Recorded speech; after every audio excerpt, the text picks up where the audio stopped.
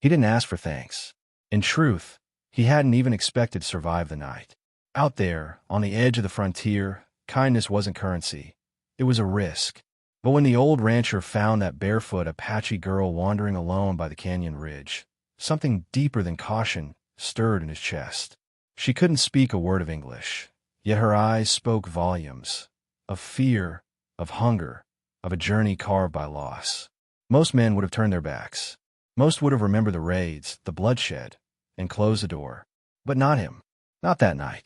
That simple act, a warm meal, a blanket, a corner of the barn, would echo louder than the sound of gunfire in those hills. Because this wasn't just a story about a lost child. It was about a man who chose humanity over history. And somewhere in the silence between them, under that starlit roof, an unspoken alliance began to form. One built not on words, but on something far more enduring: trust. What happened the next morning would rewrite the lines drawn by war and fear. As the sun painted the valley in gold, figures began emerging from the treeline. Dozens. Faces painted for battle. But they came not with fury. They came with tools, ropes, and wood. And while the ranchers stood frozen, one elder stepped forward, nodded once, and said in a thick accent, "You gave her shelter. Now we give it back." In a land torn by grudges older than memory, something miraculous happened that day. Fence by fence, post by post, an entire Apache clan labored from dawn to dusk, not to destroy, but to rebuild. And with each hammer strike, they shattered another brick of bitterness between worlds that had long stood divided. This tale isn't about heroes in the usual sense. It's not about who had the faster draw or the bigger legend. It's about a quiet choice made in the dark, and the unexpected dawn that followed. Stay with me, because what unfolded next out there on that dusty patch of nowhere will leave a mark on your soul. The night had been cold, the kind that seeps into your bones and reminds you how small you are beneath that wide western sky. The rancher, known by most as Ellis Wade, had just finished patching a broken water line when he saw her, a silhouette against the twilight, barely more than a shadow with tangled hair and torn moccasins. She didn't speak, didn't flinch, just stared. For a long moment, they measured each other in silence, two worlds colliding with only the wind between them. Then, Ellis did something unexpected. He tipped his hat, stepped aside, and opened the barn door. Inside, she hesitated. The scent of hay, oil, and old timber hung in the air. She'd been taught to fear men like him. Her people called them takers, of land, of buffalo, of breath. But hunger has a way of silencing even the most ancient of warnings. She crossed the threshold and settled into the hay like a coyote curling beneath a ledge. Ellis didn't press her. He left a bowl of stew and a wool blanket, then returned to his cabin, staring long into the flames of the fireplace that night, trying to make sense of the strange peace he felt. He didn't know her name, didn't know if she was running from soldiers, from settlers, or from something darker. But there was something familiar in her silence, a kind of haunted stillness he'd seen in himself after the war. He remembered the way his own hands had trembled when the shooting stopped, the way his eyes would scan the horizon long after danger had passed. This girl, with her solemn gaze and dirt-streaked face, was carrying something, too, something heavy and unspeakable. By morning, she was still there, curled up like a stray pup, her breath rising in shallow puffs in the crisp dawn air. Ellis brought her water, and she drank without looking at him. Then, carefully, she pulled a small bundle from under her garments, feathers, beads, a torn piece of buckskin, and laid it on the floor like an offering. Ellis didn't know what it meant, but he felt the weight of it. Respect, perhaps. Gratitude. Or a prayer in the language of those who spoke with the earth instead of over it. He didn't tell anyone. Not the sheriff. Not the preacher. Not even the old widow who ran the general store and liked to ask too many questions. Something told him this wasn't a story for the town to hear. It was something sacred, not in a church kind of way, but in the way the wind shifts just before a storm, or the way an eagle turns its head and stares right through you. He'd been alone for a long time, but now, the silence on his land felt different. Not empty, just waiting. The ranch hadn't seen visitors in weeks. The war had left Ellis with a limp and enough bad memories to keep company. He preferred it that way. Solitude was cleaner than conversation. But that morning, as he stepped out with his coffee and saw the girl sitting by the corral, braiding strands of horsehair with her delicate, blistered fingers, something shifted in his chest. She didn't look lost anymore. She looked anchored. Without speaking, they began a rhythm. He mended the broken boards along the stable wall. She swept the dirt with a branch broom. He fixed the gate hinges. She stacked wood. It was like watching two dancers who had never met but somehow knew the same song. No words, just shared effort and quiet presence. It didn't erase the past, his or hers, but it made the present feel less like punishment and more like purpose. Late that afternoon, she pointed to the hills. Her hand was steady, eyes locked on the distance. Ellis followed her gaze and saw nothing, but she whispered something, soft and urgent, in her native tongue. Her voice trembled not with fear, but with reverence. Ellis didn't understand a word, but he nodded anyway. There are moments in a man's life when understanding doesn't need translation, only trust. That night, Ellis loaded his rifle. Not because he feared her people. He didn't. But because the West was still wild, and kindness could be mistaken for weakness. He kept the weapon by the door, but never touched it. Instead, he sat in his rocking chair, watching the stars, remembering stories his father used to tell, stories about how the land had once belonged to others, and how sometimes giving back wasn't about treaties, but about moments like this. Just before dawn, a sound stirred him. Hooves. Many of them. He stepped onto his porch, heart pounding, and saw shadows moving beyond the fence line. For a breathless second, he thought it was over, that he had invited death with his kindness. But the girl stepped forward, standing between him and the growing figures. She raised her hands, murmured something into the wind. Then the shadows stepped into the light, and everything he thought he knew about the Apache was about to change forever. They came in silence, like ghosts walking out of legend, faces painted in ochre and coal, feathers whispering against the breeze. Ellis counted nearly 24, all mounted and watching him with the eyes of wolves. No one raised a weapon. No one spoke. The girl, now standing straight with her shoulders squared, moved toward the tallest of the riders, an elder wrapped in a thick blanket stitched with the colors of sunset. She placed her hand on his horse's muzzle, and the old man looked at her, then at Ellis. What followed wasn't a negotiation. There were no speeches, no apologies. Just a long, heavy stare between the elder and the rancher.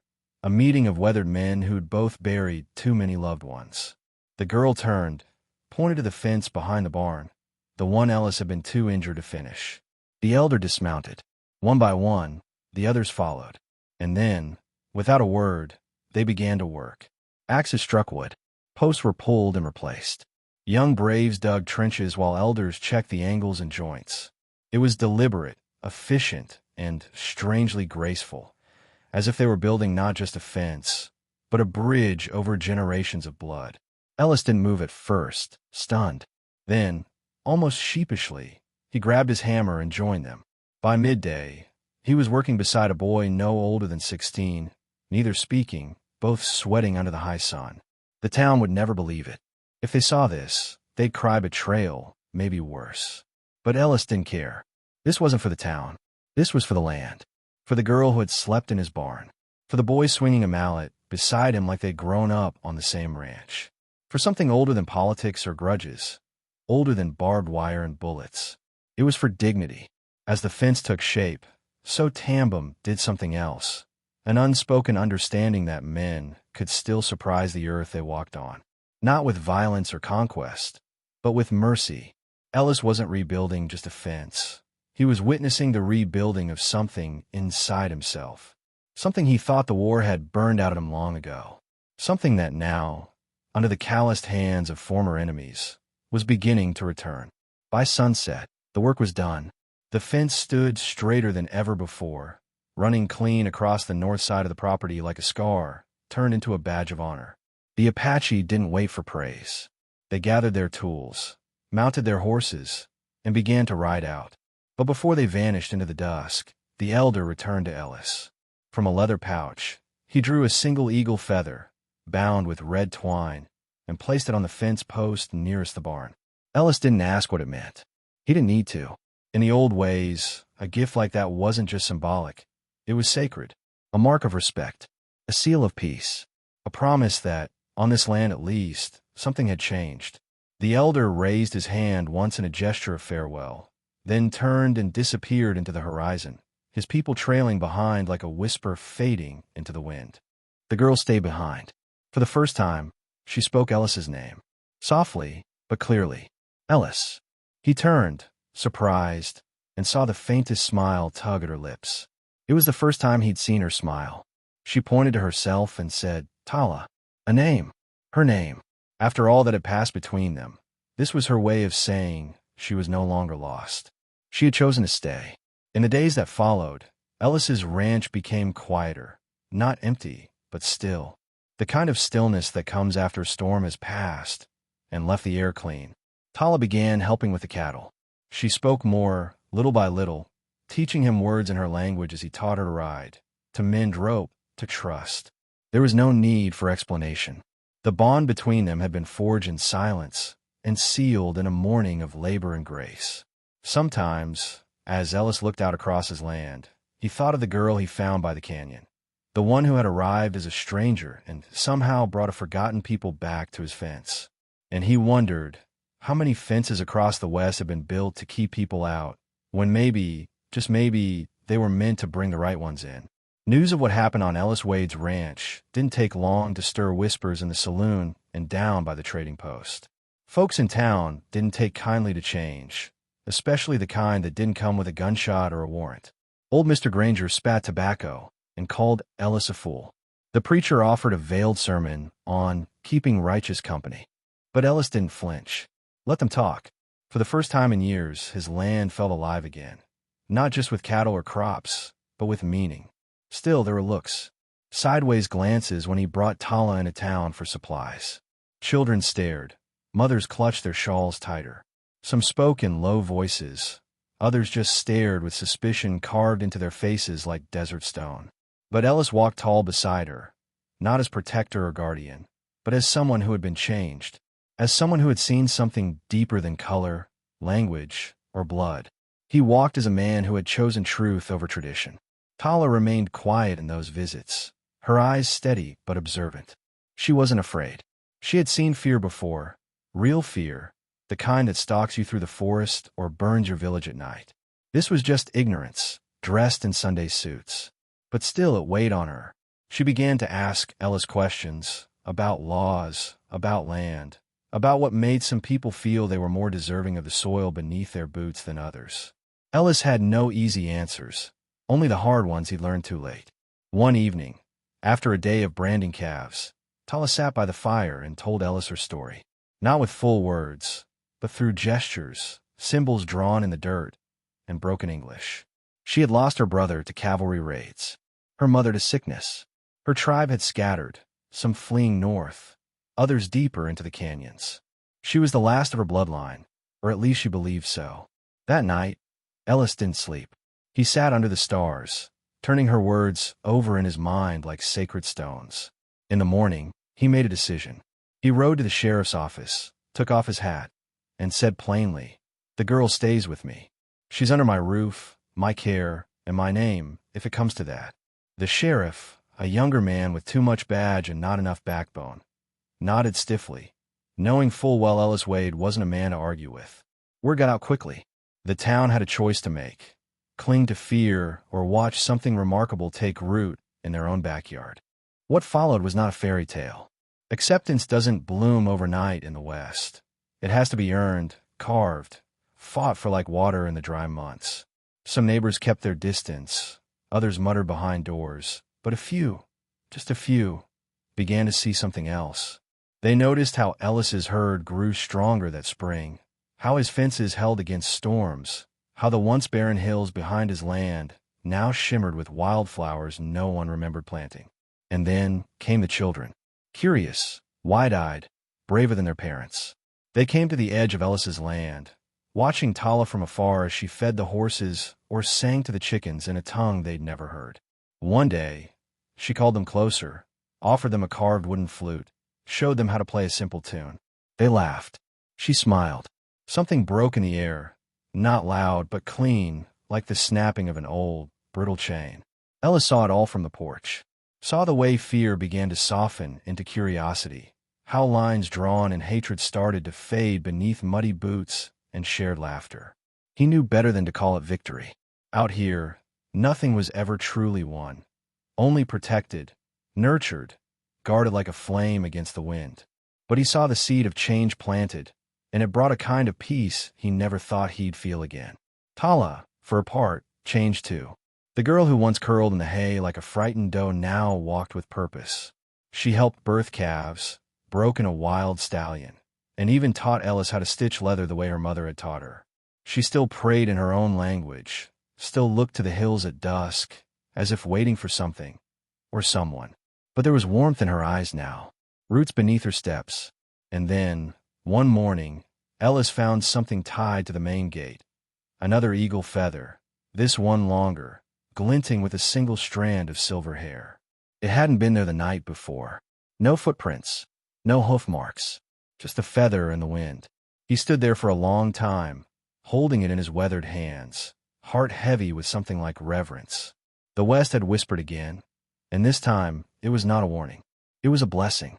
Summer stretched long over the plains, painting the land with golden light and slow winds that carried the scent of dust and sage. Life on the ranch found a rhythm, not rushed, not idle, but steady, like the ticking of a heart too long silenced. Tala rode beside Ellis now, no longer as a guest or burden, but as an equal. They herded cattle, repaired troughs, and tracked coyote prints after stormy nights. She was as much a part of that soil as any fence post he had driven by hand. But not all stories in the West remain untouched. One morning, a rider came fast from town. Young Thomas Granger, face pale, eyes wide. "There's trouble coming," he panted. "Men from the south, riders with rifles, hired hands, not from around here. They say they're hunting Apache." Ellis didn't speak. He looked past the boy, toward the horizon, where heat shimmered like ghosts. He had known it would come. Peace in these lands was never left unchallenged for long. Ellis saddled his mare, told Tala to stay close to the cabin, then rode out to meet the storm. He didn't go with weapons drawn, but with the spine straight and eyes hard.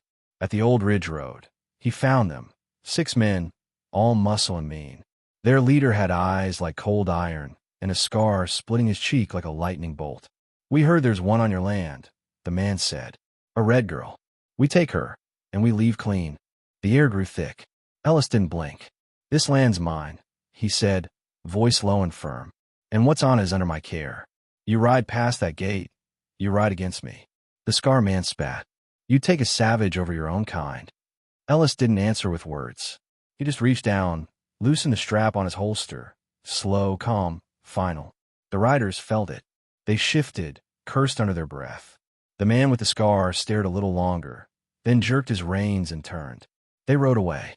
Tala watched from the porch, her heart thudding like thunder. Ellis returned without a scratch, but she knew what it had cost. The stand he made wasn't just for her. It was for every forgotten promise buried beneath western soil. That night, as the wind howled through the valley, she knelt in the barn and whispered thanks to the stars, to the spirits of her ancestors, and to the man who had become more than legend. He had become home. The threat faded as quietly as it came. Word of Ellis's stand spread like wildfire through the county. Some called him a fool, others a traitor. But a handful, just enough, called him brave, called him right. A few ranchers came by days later, dropping off supplies they hadn't been asked for. One brought new boots for Tala. Another left seeds for the spring. No one said much, but their actions spoke in a language older than politics: respect. As the seasons shifted, so did the land. Fall brought crisp air, and with it, a quiet kind of magic. Tala began gathering herbs, pressing leaves, marking stones with strange but beautiful patterns. "To honor the earth," she told Ellis. "To remember where we stand." He watched her with a kind of awe. In his youth, he had seen the West only as something to conquer, to tame, to bend beneath a plow. But now, through Tala's eyes, he began to see it as something sacred. One evening, she led him to the base of a rocky hill near the creek. "My people used to come here," she said, "before the war, before the fences." She placed a small bundle of cornmeal and berries at the foot of an old cedar and whispered a song that trembled with history. Ellis stood beside her, hat in hand, eyes lowered. He didn't know the words, but he understood the grief and the hope. It wrapped around them like a blanket as the stars blinked open above. After that, Ellis began carving again, something he hadn't done since the war. Wooden figurines, small totems, shapes of wolves and horses and eagles. He gave one to Tala, a figured girl standing beside a fox. She traced it with her fingers, then hugged him without a word. They didn't talk about what they had become to one another. It didn't need naming. It was in the silence, in the firelight, in the wind that moved through the pines like an old lullaby. And though the world beyond their ranch hadn't changed much, something within them had. The West was still wild, still cruel. But on that patch of land, carved from old grudges and new grace, two souls had done the impossible. They had found belonging, not through force, not through fear, but through an act of kindness that echoed louder than 1,000 rifles ever could. Winter came like a whisper, then roared across the plains with icy breath and snow that buried fence posts by morning. Ellis had weathered more than 30 winters on that land, but this one felt different. The cold didn't bite the same. Maybe it was the laughter echoing through the barn, or the soft light of fire dancing on two silhouettes instead of one. Tala moved through the days with quiet confidence, wrapping scarves, patching saddle blankets, and teaching Ellis old songs to chase away the wind. But winter, like the West, always tested what was built in calmer times.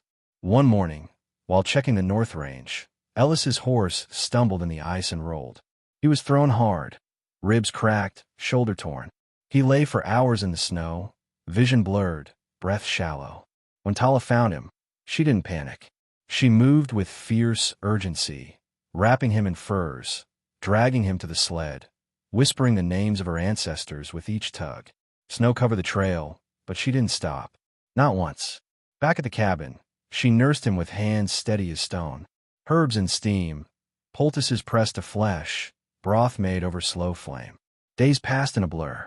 Ellis drifted in and out of fevered dreams, memories of war, of loss, of the girl by the canyon who had changed everything.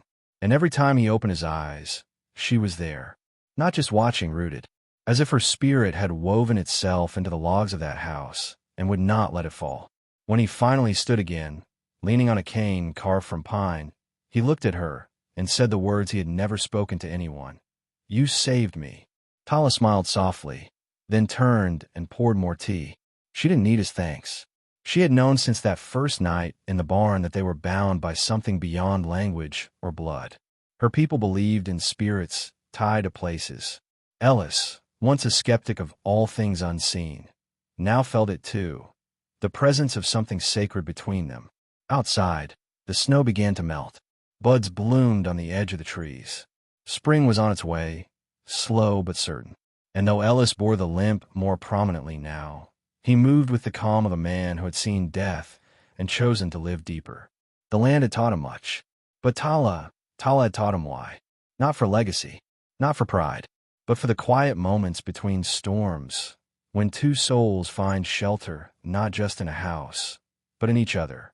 Spring swept over the ranch like a hymn, soft, green, and full of second chances. The hills shimmered with wild lupin, and the creek ran louder than it had in years. Birds returned in flocks, their songs mixing with the scent of cedar and wet earth. The cattle thrived. New calves stumbled through the pasture, their mothers lowing proudly. Life, it seemed, had remembered the ranch of Ellis Wade, and had come back to bless it. One morning, as the sun rose over the eastern ridge, a small group of riders appeared on the horizon. But these were not enemies. They were elders. Apache, dressed not for battle, but for ceremony. Tala met them halfway, arms open. Ellis watched from the porch as they embraced her, each one touching her hair, her face, speaking words too soft to carry. Then they turned to him, eyes steady, expressions unreadable. He stepped forward, uncertain. The oldest of them, a woman with silver braids and a hawk feather cloak, approached Ellis and placed her hand on his chest. "You gave her land," she said in slow English. "She gives you a name." Behind her, Tala held out a strip of deerskin, painted with symbols. It was a gift, But more than that, it was recognition, not of ownership, but of belonging, of having earned a place not just in one life, but in a people's story. Ellis didn't speak. He couldn't. Instead, he bowed his head and took the deerskin in both hands. The elder nodded once, then mounted her horse. As they rode off, the dust they left behind didn't feel like absence. It felt like memory, the kind that stays, even when the bodies have gone. He looked at Tala, and she looked back with tears glistening but unfallen. No more words were needed. Later that day, they stood side by the rebuilt fence. The eagle feathers still fluttered in the breeze. Ellis ran his fingers along the wood, now smooth with time and sun. "Funny," he murmured. "I thought I was fixing a fence. But maybe it was fixing me." Tala smiled, tucked her hand into his, and whispered a word he had come to love more than any other: home. Some stories from the Old West echo louder than gunfire. Not because they end in violence, but because they begin in mercy. The tale of Ellis Wade and Tala is not one carved in legend for heroism or conquest, but for the quiet courage to choose compassion over fear. In a land where fences once divided, they built a bridge. In a time when silence often spoke louder than justice, they found a voice in each other's presence. And somehow, through snowstorms, scars, and shadows, they created something more lasting than a homestead. They built trust. Every board nailed into that fence was more than wood. It was a vow. Every act of kindness, every unspoken moment shared, was a thread stitched into a larger tapestry that defied generations of hatred. Ellis didn't rewrite history, but he did break its cycle. And Tala, once a ghost among the trees, became a flame, a symbol of resilience, memory, and the unshakable truth that identity cannot be erased, only rediscovered. This is the kind of story that reminds us how change doesn't always ride in with banners or thunder. Sometimes it walks in barefoot, with tear-streaked cheeks and silence in its eyes. And when we answer that silence with shelter instead of suspicion, the world shifts. One gesture, one fence, one decision to see a soul instead of a threat. That's where the West truly becomes wild again. Not in lawlessness, but in love unbound by rules. Let this story linger with you. Let it stir something deeper, a memory, a question, a hope. Ask yourself, what fences have we built to keep others out? And what might happen if we tore them down with grace? The greatest frontiers are no longer on maps. They're inside us, waiting to be crossed by courage. And just maybe, somewhere beyond judgment and fear, we'll all find our own version of Tala and our own redemption. If this story moved you, if it sparked a thought or touched a part of your soul you hadn't visited in a while, stay with us. Subscribe to the channel for more powerful tales that honor the forgotten voices of the West. Leave a comment sharing what this story meant to you, and don't forget to like the video so others can find it too. Together, we're rebuilding not just fences but understanding, one story at a time.